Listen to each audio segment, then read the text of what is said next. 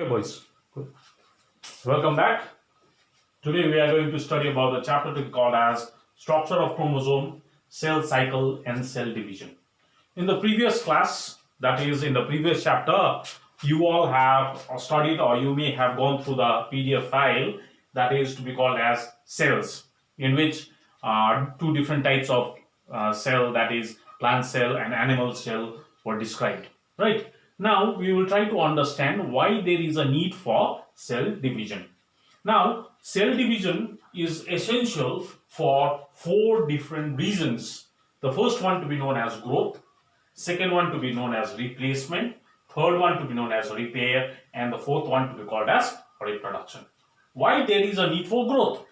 Basically, when the gametes fuse in a formation of a child, in the chapter reproduction you will come to know later on that a male gamete fuses with a female gamete, okay, and a zygote is formed, which is a single celled organism, let's say, in the very rudimentary stage. This cell further grows and divides, okay, it divides and again divides to ultimately form a multicellular organism. Then the second one is replacement. Every single second, at least 2 billion red blood cells on what? 2 billion red blood cells are destroyed in our body, and these red blood cells have to be replaced. For that, replacement is essential.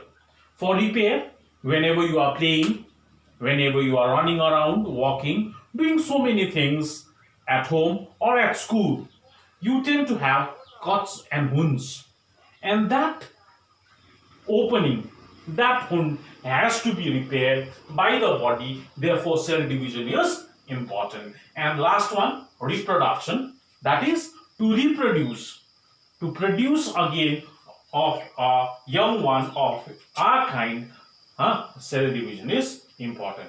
Now we will try to understand how many types of cell division are there that we need to study. Okay, so there are basically two types of cell division, one to be known as mitosis and meiosis. Okay, so there are two types of cell division to be known as mitosis and meiosis. Now what is mitosis is, if there is one cell and it contains X number of chromosome. How many number of chromosome? X number of chromosome. At the end of the cell division, it will divide into two cells containing both X and X number of chromosome. This type of cell division is known as mitosis in a nutshell. Whereas meiosis is a reduction division.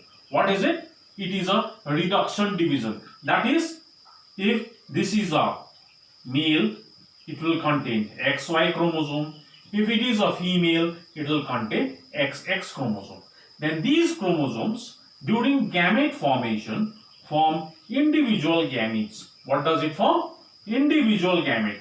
The male will produce X and the Y chromosome. The female will produce X and X chromosome. Then during fertilization, independent to one another, they fuse with one another to form an individual, that is either XX, that is X contributed by the father, X contributed by the mother, or Y contributed by the father, X contributed by the mother to form XY. So this gives rise to son and this gives rise to a daughter.